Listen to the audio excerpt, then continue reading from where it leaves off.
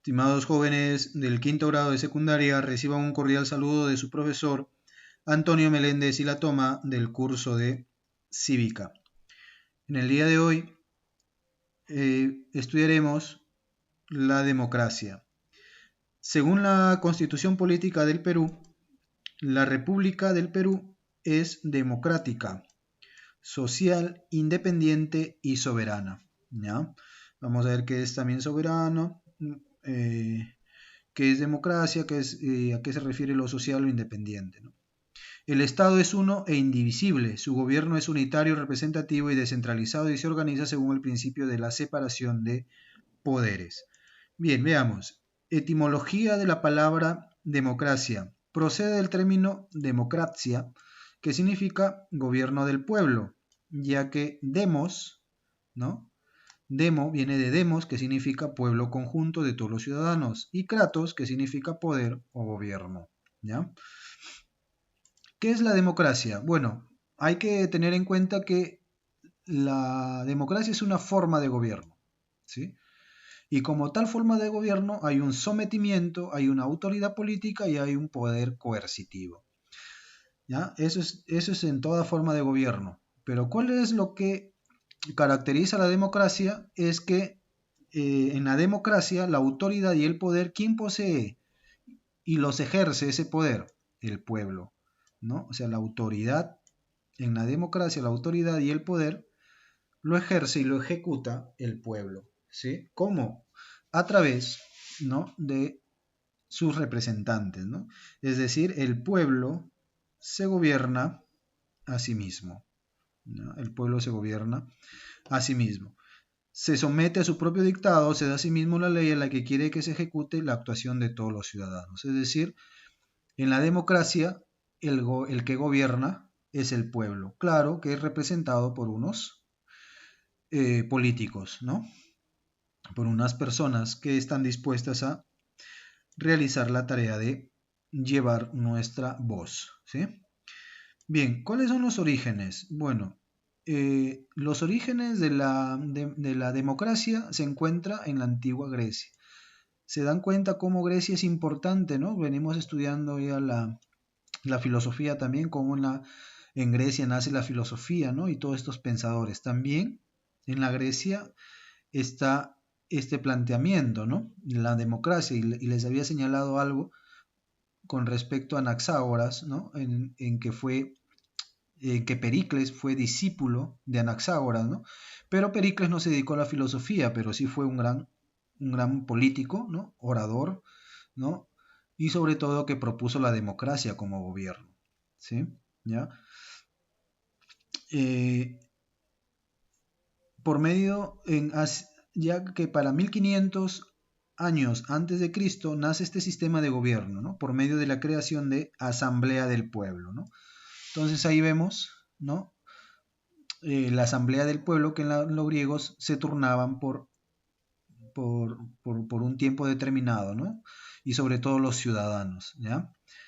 Entonces había una Asamblea del Pueblo, ¿ya? Que, digámoslo así, realizaba las cuestiones del Estado, las cuestiones políticas, ¿sí? Llevaba a cabo lo que era mejor y conveniente en ese tiempo para el pueblo. Bien, también más adelante esto se da, ¿no? A que las polis, ¿no? Las polis son las ciudades griegas, ¿no? Las polis griegas, ¿no? Son de una población reducida, ¿no? ¿Ya? Y son pequeñas, por eso es que se puede realizar eso, ¿ya? Y todos los ciudadanos eran libres y podían participar en la asamblea. Al ser libres, pues todos participan, ¿no? No hay esclavos, no hay nada por el estilo, ¿no? De aquella manera, cada uno de ellos, de manera alternada, podía ocupar uno de los puestos burocráticos de esta asamblea, ¿no? Lo que le decía, de una manera alternada, es decir, cada cierto tiempo, ¿no? Cada cierto tiempo, los ciudadanos, ¿no? Podían ocupar estos lugares. Por lo mismo que este sistema de gobierno no era representativo, sino que se actuaba por medio de democracia directa. Frente a cada una de las decisiones, la mayoría votante era la que decidía sobre las distintas materias. Esto hoy en día, si van por la sierra, en algunas comunidades o lugares de la sierra todavía está muy presente, ¿no? se reúne el pueblo, ¿no? Tienen su asamblea, tienen sus dirigentes, ¿no? Y se reúne todo el pueblo y hacen votación sobre si lo que le conviene al pueblo o no, ¿no? Entonces, algo parecido todavía perdura en nuestro territorio, sobre todo en la sierra, ¿no? En la Edad Media el concepto de democracia prácticamente desapareció. Bueno, recuerden en la Edad Media están los reyes, los señores feudales, ahí no hay democracia, ¿no? Ahí se hace lo que el rey o el señor feudal decide, ¿no? Entonces, la única excepción son los cantones suizos, ¿no? En donde se realiza de alguna manera cierta libertad, ¿no? ¿Ya? Pero en 1688 Inglaterra triunfa, ¿no? En Inglaterra triunfa la democracia por medio del principio de libertad de discusión, la cual era ejercida principalmente por el Parlamento y así tenemos una monarquía parlamentaria, ¿no? Entonces, hay monarquías, ¿no? Recuerden, en la Edad Media están los reyes, las monarquías, ¿no? En Inglaterra, y Inglaterra no es la excepción, es más, hasta hoy día hay una monarquía, ¿no? En Inglaterra, la reina, ¿no? Esta viejita que la sacan por Facebook y que ya está muy mayor, ¿no? Entonces, todavía hay monarquía en algunos países de Europa, como Inglaterra, España, ¿no? Entonces, en 1688, ¿no? Triunfa la democracia porque hay libertad de discusión en lo que es el Parlamento, ¿no? Y esto da a origen a lo que se llama monarquía parlamentaria, ¿no? En donde se puede discutir, hay parlamentos, es decir, hay hombres que representan al pueblo y otros que representan los intereses del rey, ¿no? O de la reina, o de la monarquía. Bien, ¿por qué es importante la democracia, ¿no?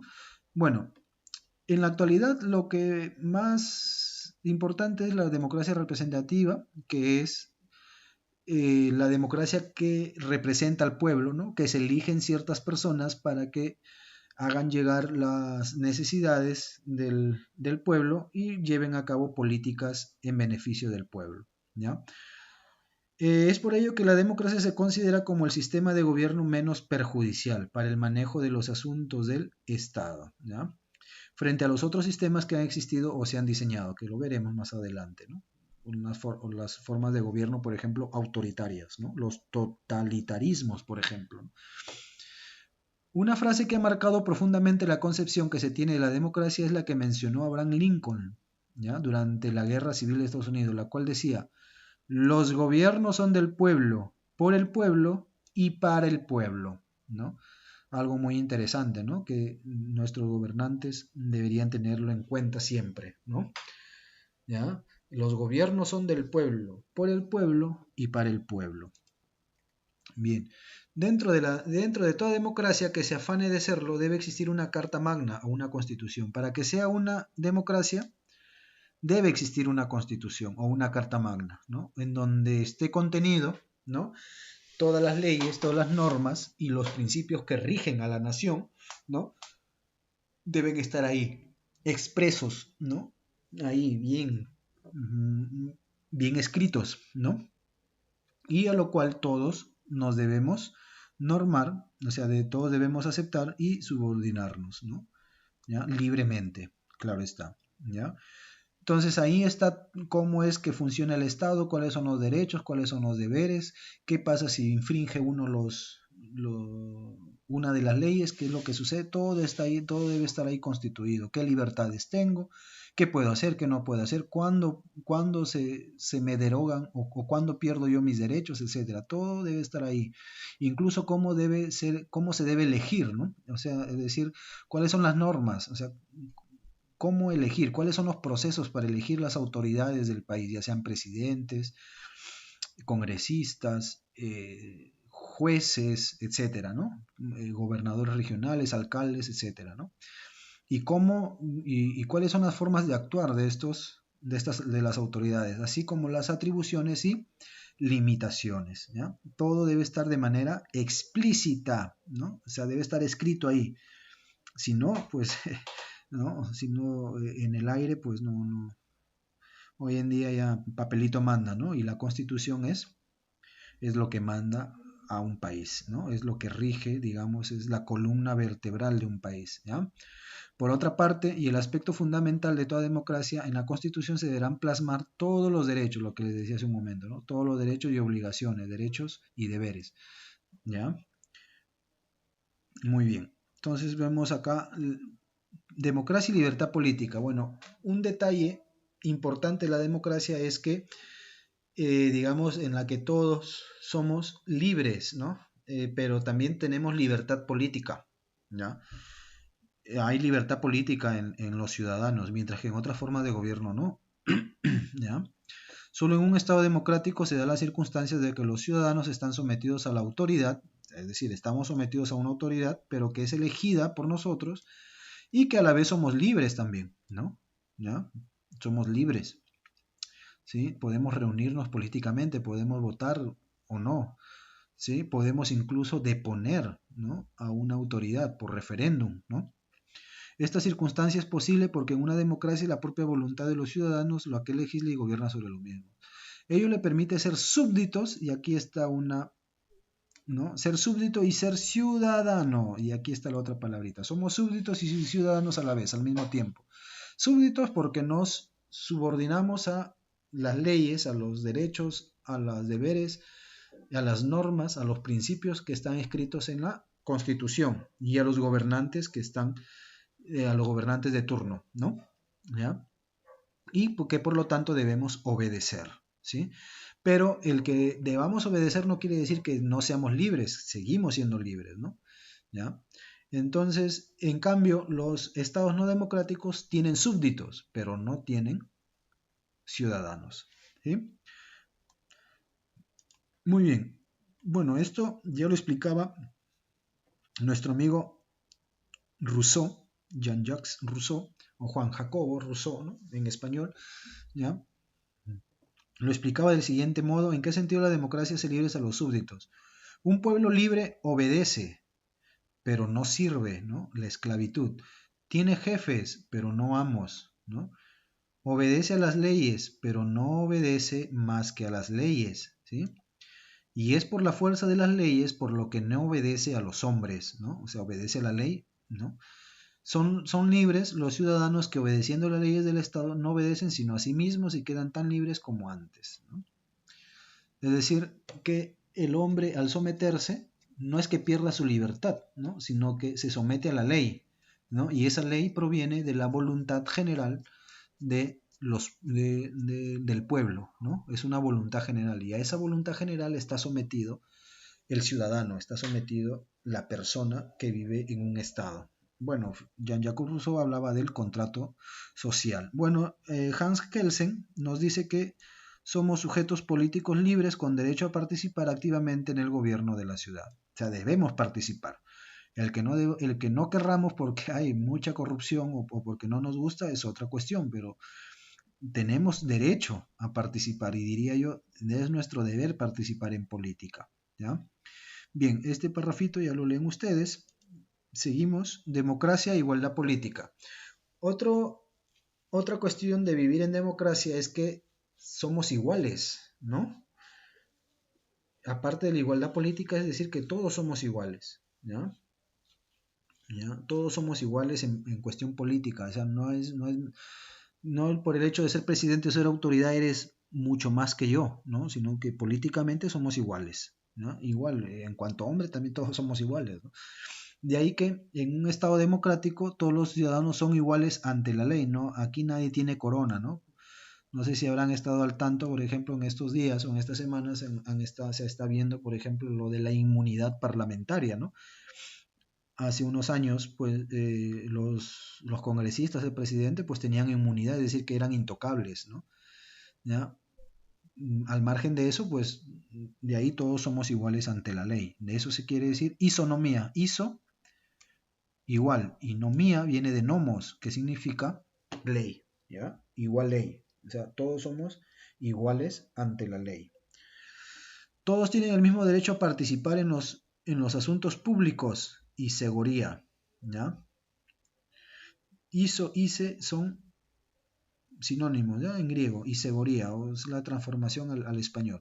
Todos tienen originariamente o por naturaleza el mismo poder, isocratía, ¿no? Eso ya lo hemos visto, kratos, ¿no? El poder, el mismo poder. Y todos tienen igual derecho a expresar libremente su opinión. Aquí nadie nos puede censurar, ¿no? O dar su parecer. Y eso se llama parresía, ¿ya? O sea, es decir, que todos podemos dar nuestra opinión, ¿sí? Y nadie nos puede decir, no, usted no puede hablar, ¿no? Etcétera, etcétera. No, todos tenemos esos derechos, ¿no? Esa igualdad. La instauración de la democracia pretende acabar con los antiguos sistemas de privilegios basados en el prestigio, ¿no? Antiguamente, en la Edad Media sobre todo, ¿no? Y en otros lugares, la sangre, la riqueza o el vínculo como una entidad sobrenatural, ¿no? En la democracia ni el poder ni la palabra son privilegio de nadie. Todo el mundo tiene derecho a manifestar su opinión y a todos asiste por igual el derecho a participar en el gobierno de la ciudad. Del mismo modo, en una democracia nadie está exento de la obligación de cumplir las leyes, es decir, todos debemos cumplir las leyes. No es que yo necesito comer, por eso robo, no. La ley dice que no, ¿no? Y listo, ¿no? Todos debemos cumplir la ley. Y todos los ciudadanos han de ser tratados del mismo modo en relación con las mismas.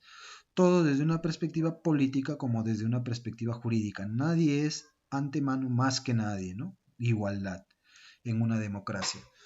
Así que Así que eso nos da pie un poco a reflexionar estos movimientos, ¿no? Que la igualdad de género, que están suponiendo que no somos iguales, ¿no? O sea, la postura que estos grupos, ¿no? Quieren imponer, ¿no? Señalan de que la mujer no es igual, ¿no? O que el hombre no es igual, o que la persona que tiene orientaciones sexuales distintas, homosexuales, transexuales, bisexuales, no son iguales, no señor, ¿no? Eso son falacias, ¿no? Falacias quiere decir que son mentiras con apariencia de verdad, ¿no? Hay igualdad, ¿no? En la democracia hay igualdad, todos somos iguales, ¿no? Claro que hay algunos defectos, ¿no? Por ahí, pero en realidad en principio todos somos iguales, ¿no? Y nadie es, digamos, marginado, discriminado, ¿no? En cuanto a ley política se refiere, ¿no? Bueno, el principio de la mayoría. Por otra parte, es obvio que no todos los ciudadanos piensan lo mismo respecto a las mismas cosas. Acá quiere decir, bueno, si todos somos iguales y todos tenemos nuestro derecho a opinar, ¿cómo es que llegamos a acuerdos, no? O sea, ¿y por qué tenemos que llegar a acuerdos? Porque yo pienso A, el otro piensa B, el otro piensa C, incluso hay uno que piensa, yo estoy pensando A, el otro piensa no A, entonces, ¿cómo llegamos a esto? Bueno, el principio de la mayoría nos dice que en la democracia, ¿no? Todos los ciudadanos deben estar sujetos a las mismas leyes y deben acatar las decisiones de un único gobierno. La forma democrática de abordar este problema es someter la voluntad de todos, ¿ya? O sea, se somete la voluntad de todos a la voluntad de la mayoría. Y eso es un pequeño problema del que vio Aristóteles, por ejemplo, ¿no? Y del que vio Platón también. Más que Aristóteles, Platón, ¿no? Porque decía que la democracia no es no es uno de los buenos gobiernos. ¿Por qué? Porque la mayoría, si tú engañas a la mayoría, pues la mayoría va a vencer, ¿no? Aunque esté equivocado. Y eso lo hacía en alusión, Platón, estoy hablando de Platón, Platón lo hacía en alusión a su maestro Sócrates, porque Sócrates murió bebiendo la cicuta y fue condenado, ajusticiado injustamente, ¿no? Entonces, y todo eso por la voluntad de la mayoría, en este caso de la mayoría de la asamblea, ¿no? De los miembros de la asamblea griega, ¿no? Que era democrática. Entonces, ese es el peligro que vio Platón, ¿no?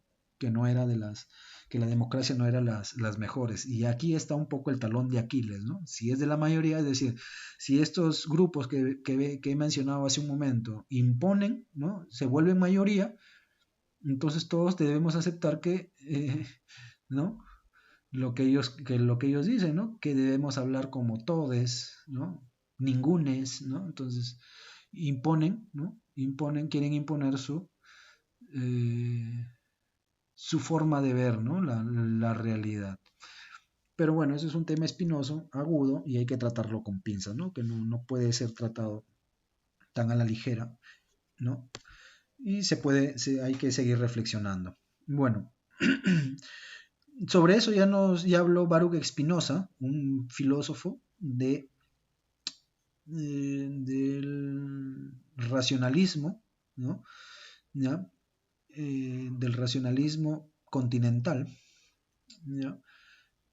Para que vean que los filósofos están presentes en todo lo que en cuanto a sociedad se refiere, ¿no? No solamente en la cuestión especulativa, también en la sociedad, en la moral, en el conocimiento, en la realidad, en todo, ¿no? En todo, en los valores, ¿sí? Incluso filosofía del arte, filosofía de la política, entonces la filosofía por eso es considerada la madre de todas las ciencias, ¿no? Y la política y la democracia no son la excepción. Ya Baruch Spinoza habló sobre eso allá por el siglo XVIII, ¿no? Siglo XVII y siglo XVIII.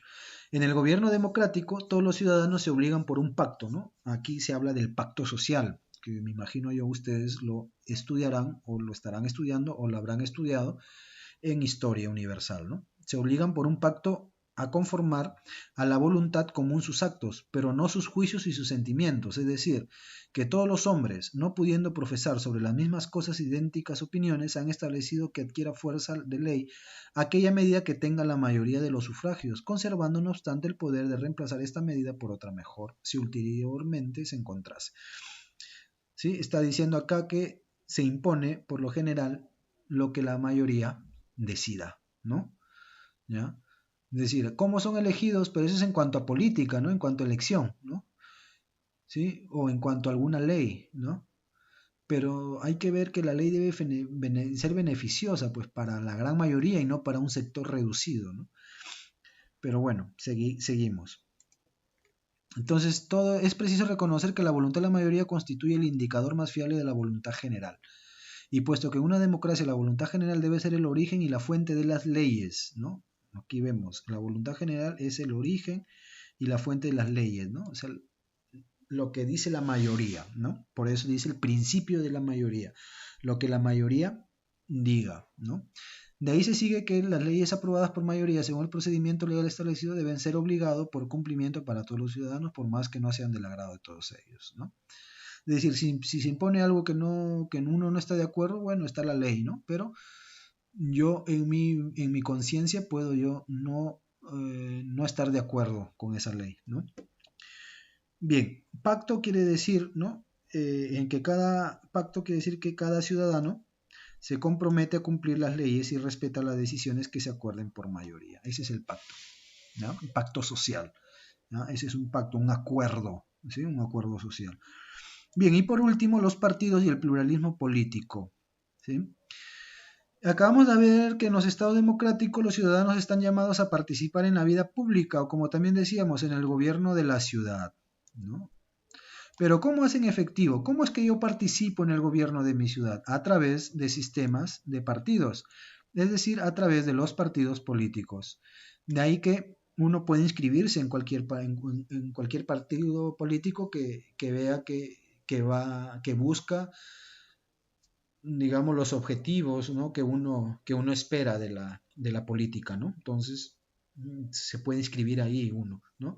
¿Y qué son los partidos políticos? Pues son organizaciones civiles que surgen cuando se ha reconocido al pueblo el derecho de participar en el gobierno del Estado y son el vehículo a través del cual el pueblo hace efectiva dicha participación. Es decir, yo participo de la política a través de los partidos políticos. Es decir, gobierno mi país a través de los partidos políticos, ¿ya? Los partidos políticos hacen su programa de gobierno y ahí es donde yo tengo en cuenta para inscribirme en ese partido o no, ¿no? Yo soy libre. Si me uno al partido A o me uno al partido B o me uno al partido C, ¿no? ¿Gracias a qué? Tengo que conocer el programa de gobierno. ¿Qué es lo que van a proponer? ¿Qué proponen? ¿No? Es decir, qué ideas y principios políticos orientan su actuación en caso de obtener el apoyo ciudadano suficiente para formar parte del gobierno de la nación. O sea, un partido político aspira a gobernar la nación. ¿Cómo lo hace? A través de las ideas y principios políticos que van a llevar a cabo, ¿no? Cuando sean gobierno. ¿Sí? Bien, para que este sistema representativo de participación y representación cumpla satisfactoriamente las expectativas democráticas, que hay depositadas en él, han de cumplirse algunas condiciones, ¿no? El voto de los ciudadanos ha de ser individual, ¿sí? Privado, intransferible, innegociable, totalmente libre y secreto, ¿no? De ahí que el voto es secreto, ¿no? Cuando uno va a votar, ya cuando tenga mayoría de edad, se van a dar cuenta, ¿no? Al entrar al salón, al rincón, hay una especie en donde es solito, ¿no? Uno está solito y nadie puede ver tú por quién has votado, ¿no? El Estado debe garantizar el pluralismo político, es decir, que deben haber varias posturas políticas, ¿sí? El Estado debe garantizar que todos los políticos que se presentan en las elecciones compitan en igualdad de condiciones, ¿no? En igualdad de condiciones quiere decir, bueno, todos tenemos la misma oportunidad de entrar al debate, de acceder a medios de comunicación mm, para poder manifestar, ¿no? Nuestro plan de gobierno, ¿no? El resultado de las elecciones debe ser respetado por todos los ciudadanos, todos los partidos y todas las instituciones. Bueno, ganó el partido B, pero yo quería que gane el partido A, bueno, ya, pues se respeta, ¿no? ¿Sí? Y los procesos electorales han de celebrarse de forma periódica. De ahí que los gobiernos duran entre 4 a 5 años, ¿no? 4 a 5 años, ¿ya?